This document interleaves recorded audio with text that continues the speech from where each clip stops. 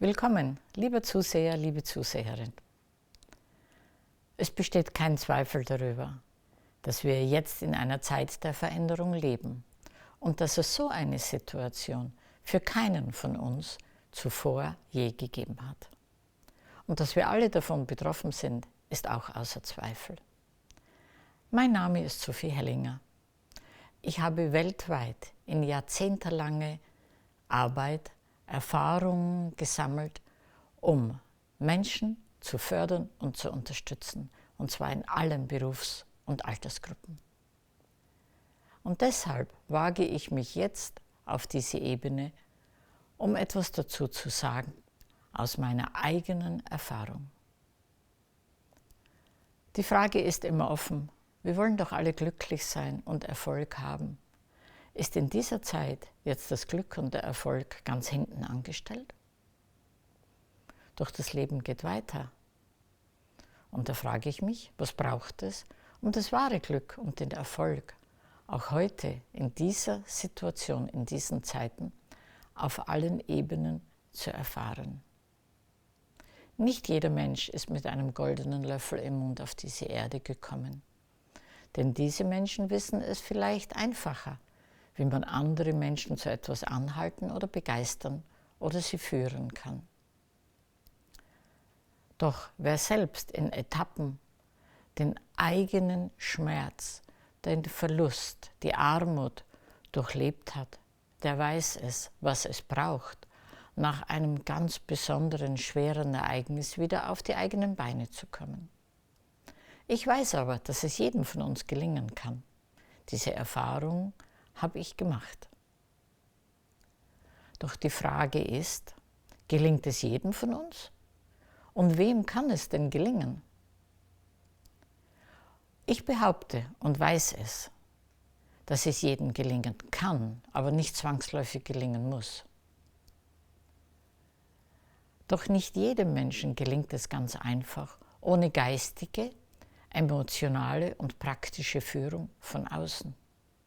Doch wem vertraue ich, wer mir Lebenshilfe und Lebensunterstützung geben kann? Jetzt in dieser Zeit der großen Veränderungen sind wir gefragt und auch aufgefordert, genau neue Auswege zu finden und neue Aspekte anders zu durchleuchten als bis jetzt. Deshalb bin ich der Ansicht, und ich weiß es auch als Erfahrung, dass niemand wirklich verloren sein muss und verloren bleibt. Weil alles im Leben einen Sinn hat, hat auch der Schmerz und der Verlust einen Sinn. Und die jetzige Situation, die jetzige Lage, in der wir uns befinden, muss auch einen Sinn haben. Der Virus hat in der ganzen Welt, in der Politik, im Businessbereich und in der Gesundheit viel verursacht, aber auch gleichzeitig bewirkt. Und weil im Leben und im Universum nichts ohne Sinn geschieht und passiert, muss auch dieser Virus und diese Situation, in der wir uns befinden, einen Sinn haben. Viele Menschen sind der Meinung, dass wir nicht mehr wissen, worauf wir uns wirklich verlassen können. Ich war zum Beispiel am Wochenende in der Uniklinik und ich kann nur sagen, ich habe nichts von dem weit und breit gesehen, was ich immer höre und was uns erzählt wird.